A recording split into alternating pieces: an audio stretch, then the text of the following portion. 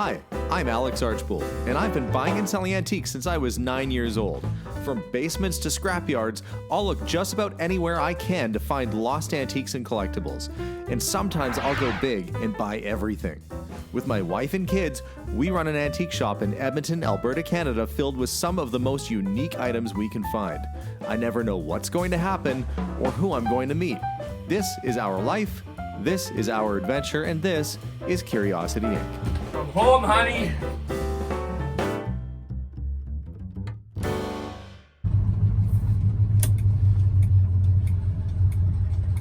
Good morning, everyone. I was out this morning at the auction house dropping some stuff off when I got the call that the fellas that are doing the water line installation and sewer installation arrived at my shop, and they want to start doing some work, which means jackhammering out. It's going to be a noisy day. Jackhammering out part of my basement. I am open today, by the way, so there's going to be customers in there while there's guys, you know, plowing at the basement, and they've got to dig a hole to put the water lines in. I can see them over there. I'm just going to meet with them, and hopefully before the end of the day we'll have our infrastructure more or less ready to go with the new shop. Right, this is the easy part. Safety fence is going up to make sure none of my regular children customers that come through here fall into any kind of hole we're going to be digging soon. Was walked through it ever so kindly by that gentleman right there who told me what's going on. I'm going to sneak past before I get fenced in here. These lines represent where they're going to be kind of cutting the dirt down with the excavator. They're going to draw the main pipe, the main line right out this way. It's going to be excavated and dug all the way down and carry forward to where I have my ever so professional piece of wood sticking out of the ground, which represents the hole that the sewer pipe has to be. And that's going to be the commode. That's going to be where the bathroom is. Hard to imagine one day I might be sitting there using that. But so it will be. On the other side of the bathroom is going to be a furnace room. And where this little furnace room is, we have to have a water line coming up because there's going to be a hot water tank and other things. And we can run the water off of there and bring it over other places. But for now, we have to get the utilities in. And finally, around the corner, you can see this little line here. We're going to be cutting back right to about this spot because they're going to be teeing off of the gas meter, coming down the wall, down here, and then it goes underground. And that's going to be going right to the edge of the property where the back of the building is going to be. So, lots of fun stuff going on. I am finding out when our cement is actually being poured, hopefully in about a week or two here. After that's done, we can start thinking about a building. So today, while we're open, these guys are going to be downstairs jackhammering out in the basement because they have to actually run the line underground from underneath where the basement would be to under the window there and out the side. At any rate, it's going to be a lot of work for them and a lot of noise for me.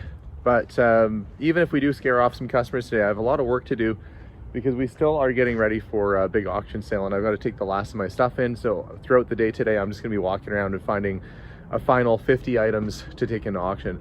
But we'll do a little follow-up in a little bit and see how things progress. Fun to see things moving forward. Well, at least the guys were nice enough to lay down some tarps so they don't make a big mess, and then it leads right to this hole. That is the basement. I'll show you guys what's going on down here. So here we are in the basement, and people always say, well, why don't you use the basement? Well, it's only, you know, it's not even 6 feet. It's probably 5 feet. You have to really lean over down here. Its only purpose is really to house the hot water tank and the furnace. And apparently they had lots of storage down here at one time. I have a couple doors, but that's about that. So there's my pipe. They are gonna have to go all the way over to that wall, and then it goes down and out the bottom. Now hopefully that doesn't cause any extra strain or stress on the structure, because that would really stink. But I'm sure these guys know what they're doing, and they've done it before. So I'm going to leave them to it today. I'm going to stay out of their hair and let them do their work down here. You got her to fit down there? Oh yeah. And they disappear with the jackhammer into the basement.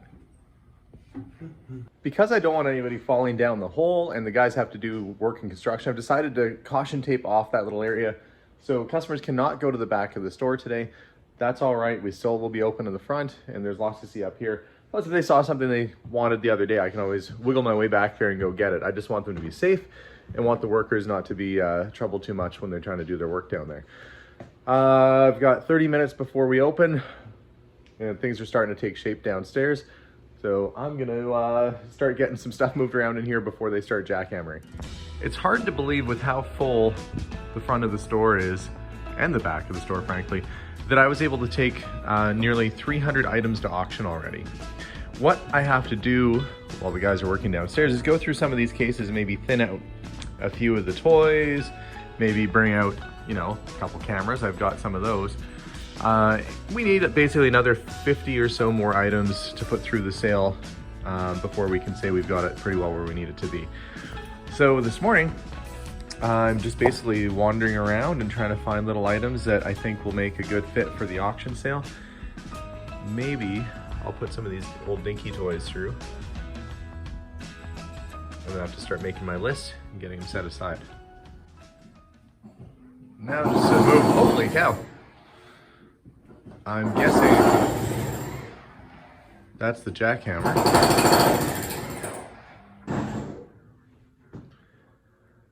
Well, I don't know how long that's going to go on for.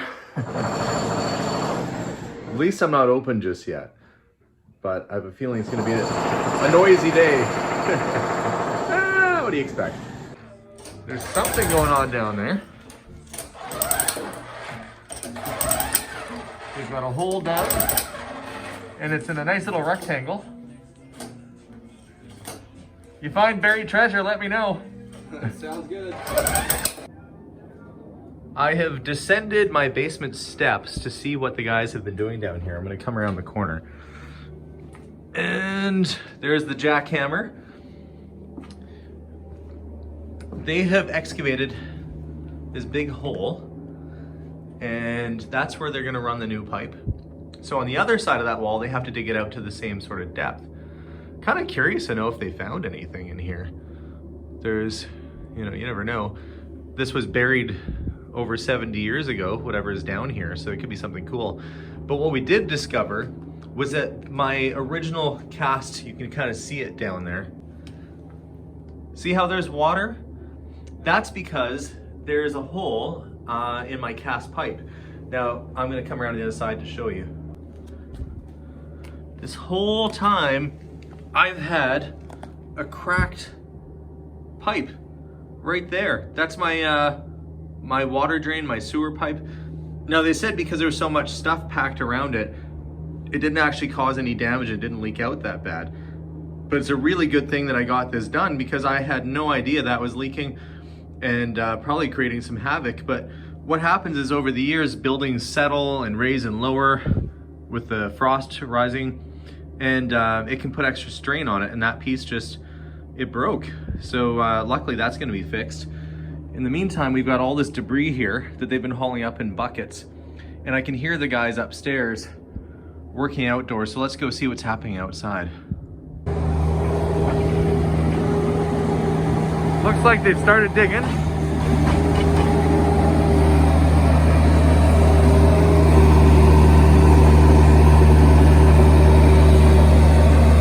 Good sized trench. Hopefully they take all that dirt away after, or fill it back in. So this is the scene in the backyard right now.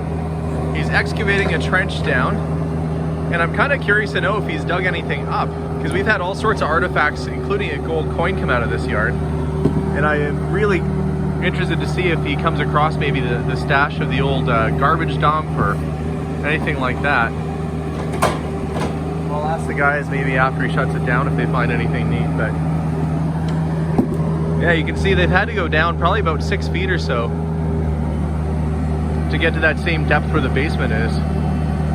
And he's still digging. Maybe they'll take a lunch break and I'll come and I'll snoop around. I'll look through the dirt. The one unexpected drawback of having someone do your sewer lines in the building is that you can't use the bathroom here. I've had customers all day, so I haven't been able to leave. I'm hoping that I'll get a chance to put a back in 15 sign and run like crazy to the nearest service station because my teeth are swimming. But I am getting some important work done around here. Too much information? Maybe. But this is the reality of today. The guys have had to stop for a minute because the little excavator that they had rented for today blew a hydraulic line, which means that it's not scooping, not doing what it needs to do. So a technician is coming out, I guess from Cooper Equipment Rentals, if that's where they got it from, and he's going to come and repair it on site here. In the meantime, we've got, you know, most of a hole dug, and all I can think about is that I should get Zach or someone out here with a metal detector, because I'm sure there's going to be something cool in this pile of dirt. This yard has given us lots of stuff, and I'm sure if I keep my eyes peeled, I'll be able to find something. Bottle or who knows what. Probably what's more impressive is that I have 3 feet of good topsoil of black earth. I don't know if you can see that thick layer right there. That's about 3 feet thick of black soil. It's kind of a shame. This is extremely good land and very good dirt. And I'm just gonna be putting a building on top of it, but I'm not a farmer. Mind you, I probably will put a little bit more in the backyard here once we're done construction, aside from my little fruit trees and things that are going there. But for now, it keeps getting trampled because, well, it's a construction site. I haven't been able to go anywhere so far yet today. One of our customers was nice enough to bring me lunch from one of my favorite restaurants, Northern Chicken, here in town. They do delicious chicken. If you ever talk to my niece Alyssa and I guess my nephew-in-law Peter, they loved it when they were here. So I'm happy that they brought me some of my favorite food. I'm gonna give them some free drinks on the house too, because they're outside having a picnic. And these are the culprits that brought me lunch. So why don't you tell everybody your names and what you're doing? I'm Bill Geckel. This is my cousin from Austria, Sandra. Sandra, but you're from Canada now. She's from Canada now. Exactly. Yeah, originally from Austria. Yeah. And you guys were nice enough. I was trapped here because we're doing all this construction right next to you. And you brought me lunch, so thank you very much. You're welcome. I don't know how peaceful it's going to be with all the construction happening, but enjoy. Thank you. This is what I was excited about. It's garlic bread, essentially, thick Texas toast style garlic bread with a big piece of fried chicken Memphis style and some coleslaw. It's super good, and if you don't believe me, well, you're gonna have to come to Canada and try one. These guys do an amazing job. Somewhere in there's a pickle too, but really good flavoring on their seasoning. I am very excited about this meal. Everything is up and running again. They're just getting ready to connect it to the building, so he's got to trench it over to the wall, and then we should be good to go for them to start laying pipe. Now, if I saw that on my security cam at midnight, I might be a little bit more concerned. He must be getting down there pretty good. Haven't even felt it touch the building yet. Okay, well, we had some good news. They repaired the broken water line, and they said I'm able to use the bathroom now. Woohoo!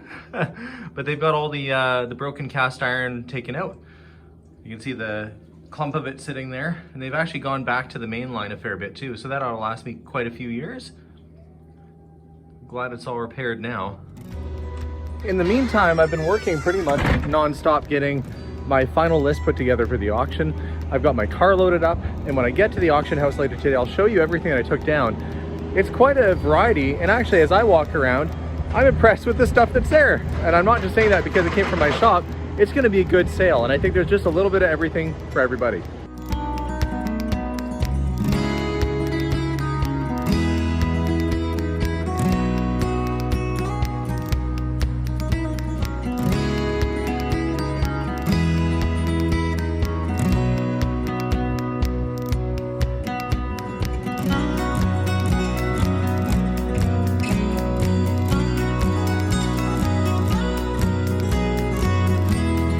It's time for a little bit of fun. I want to show you a couple neat things that I got in the other day. This time I was taking things into the auction and somebody had a box and these toys were inside of it.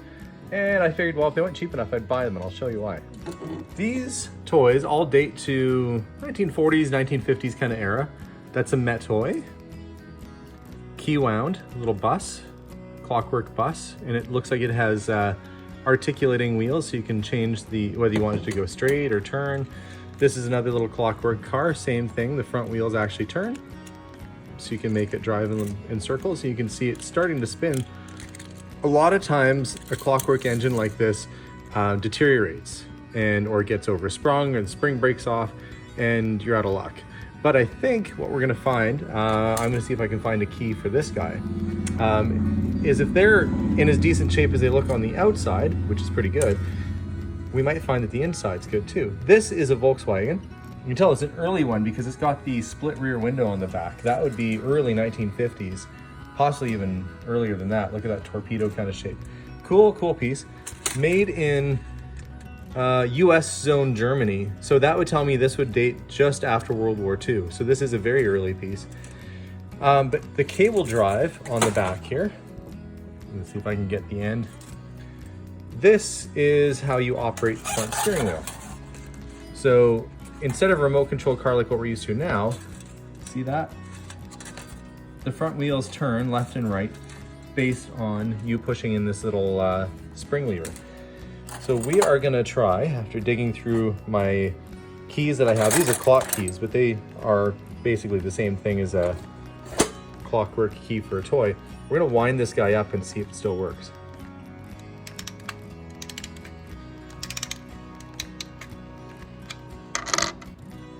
Now that it's wound up, there's just one thing left to do. Let's try it out. Oh, there it goes. See, if I push the button in, you can make it turn circles, apparently crash into my wall. We'll get it going that way, and then you can turn. I guess if it gets too far away, you just pull it back. But a fun little toy, early remote control, and it's in working condition.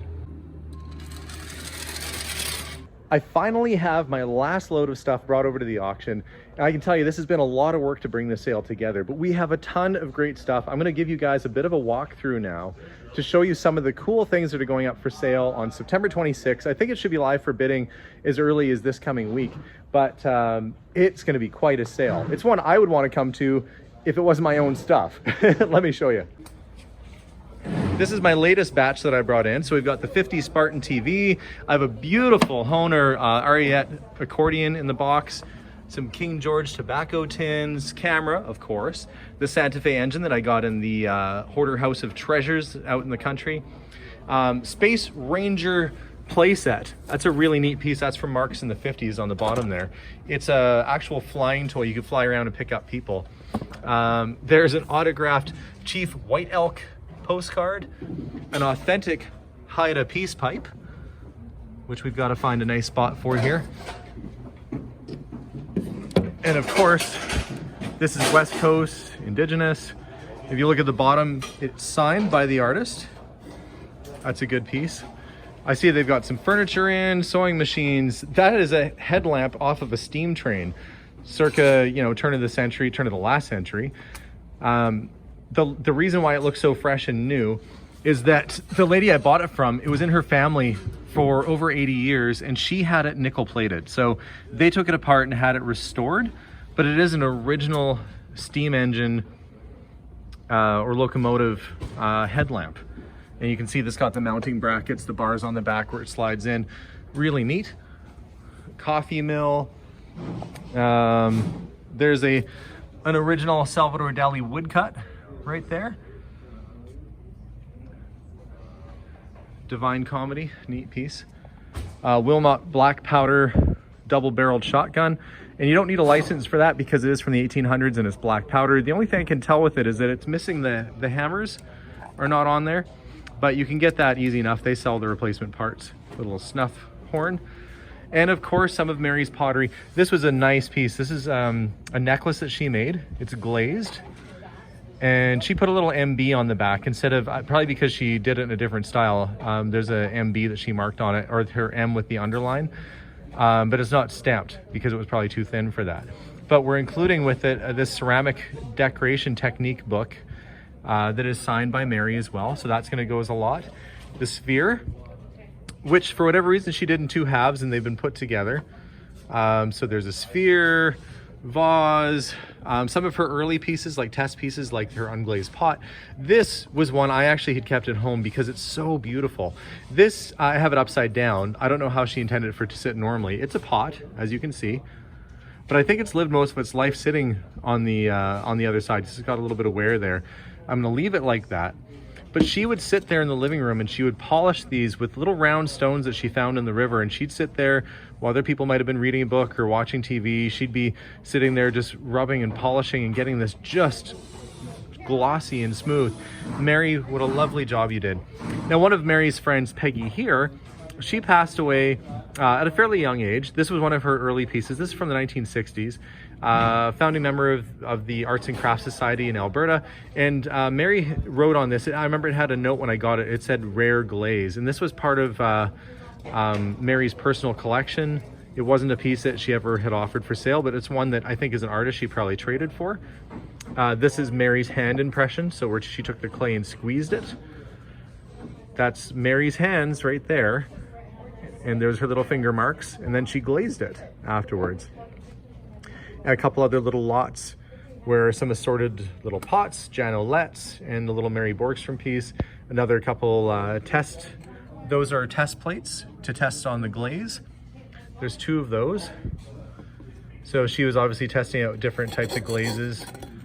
Those are her browns and a little bit more chunky finishes, and then her whites, her creams.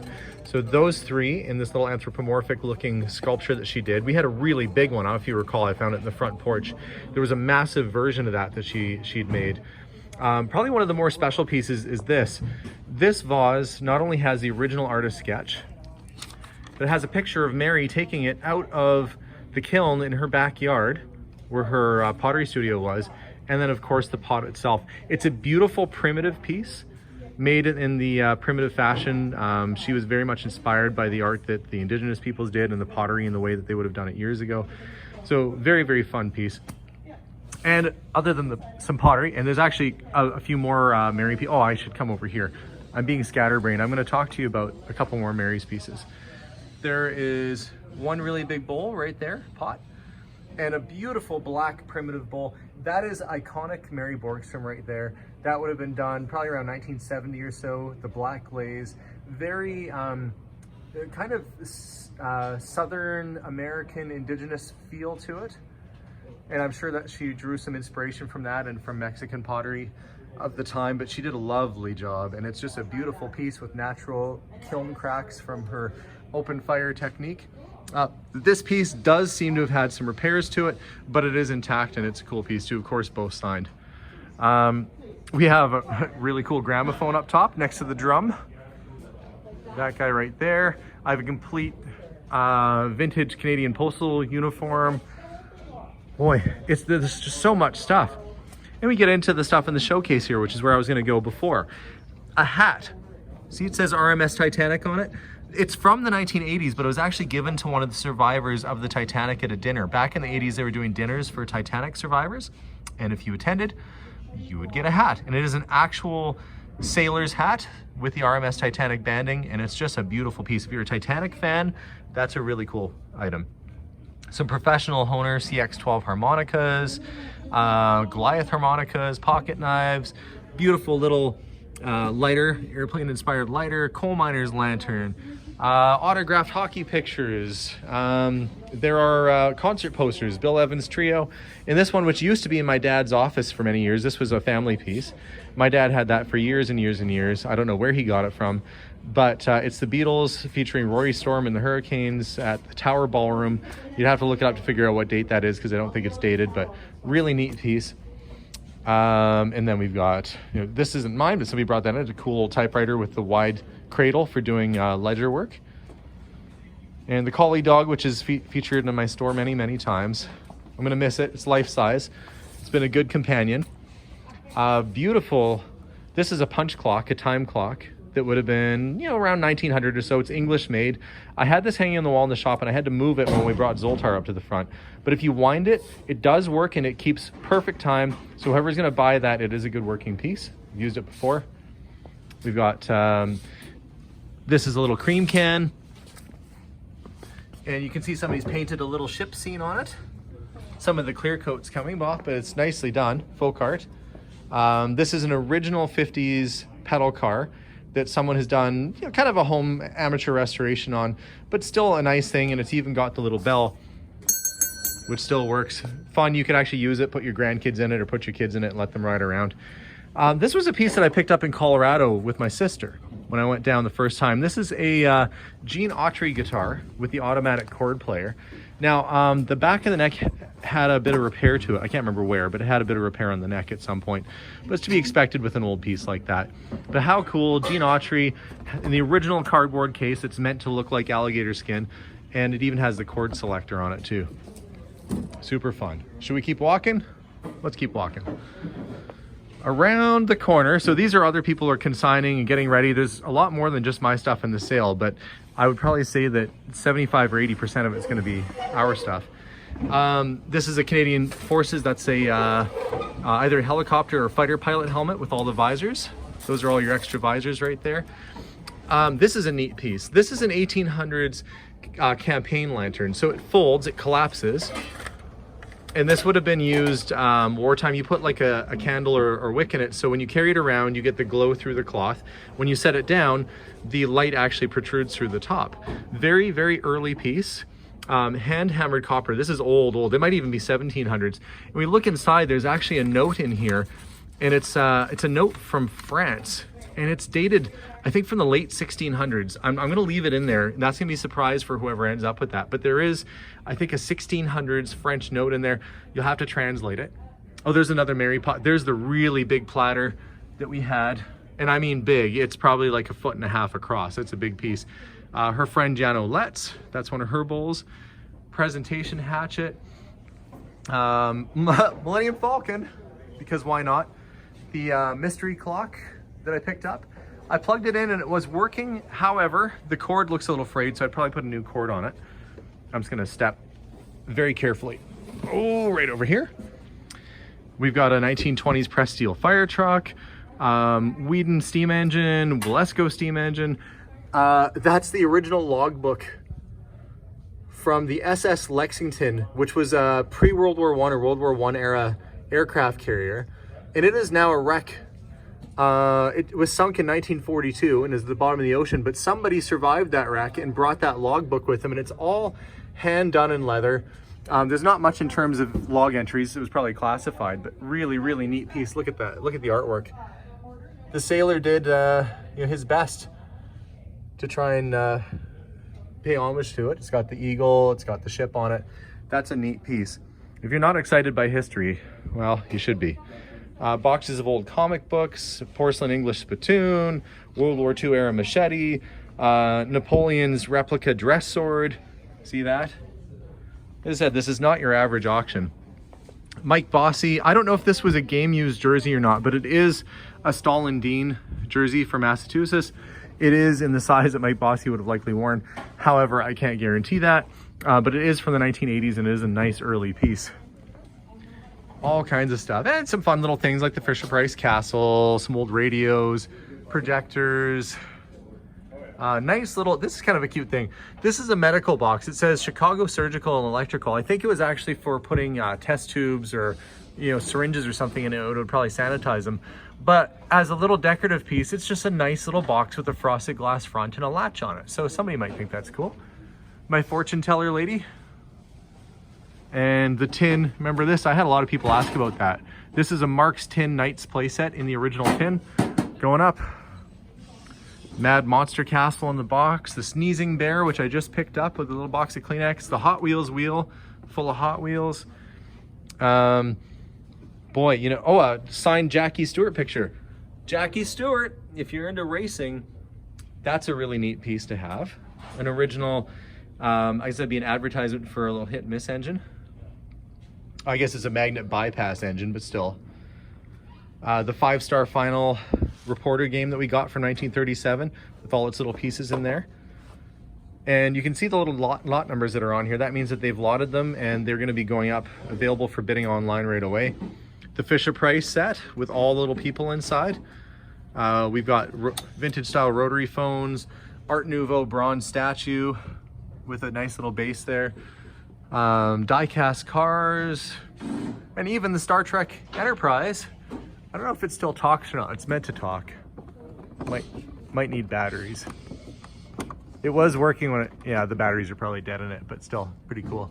Model kit of an MV Augusta. Lots of lunch kits and lunch pails. Jars of pennies. Eric Hartmann was a World War II German pilot. That's signed by him. Roy Rogers and Dale Evans signed pictures. Mary Pickford signed picture. The Magic Robot game. Am I talking a lot? Yes, I'm talking a lot, but that's because there's a lot of stuff. Tycho streetcar set, the A-Team race set. There's a parking meter, orange rotary phone, and it keeps going and going and going. There is just so much stuff. Coca-Cola push bar, little concert posters, World War II airplane propeller. This is quite the sale, and there is an awful lot of good stuff here.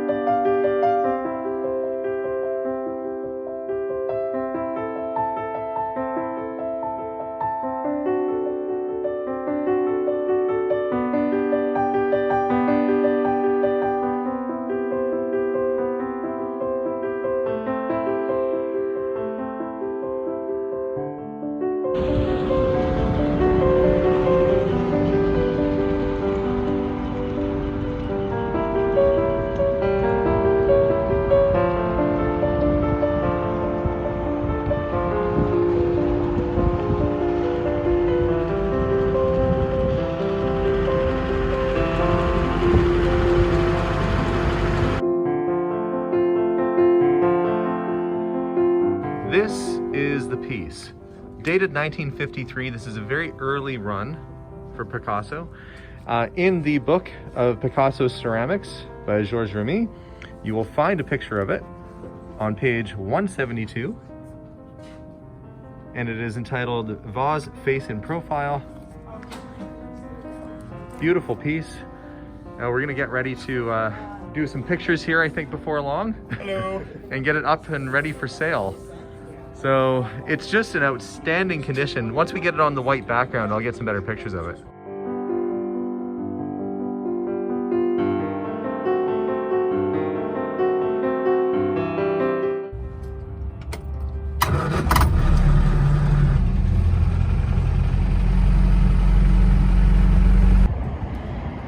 Green Rover, let bidders come over.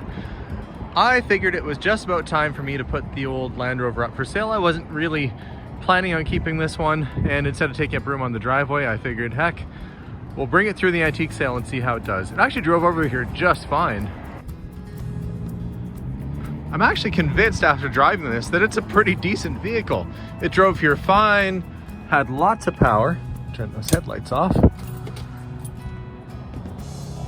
But what do you expect of an old 4x4? Did great. So if you're watching from home and you're wondering, well, what if I want to buy some of this stuff? Well, you can.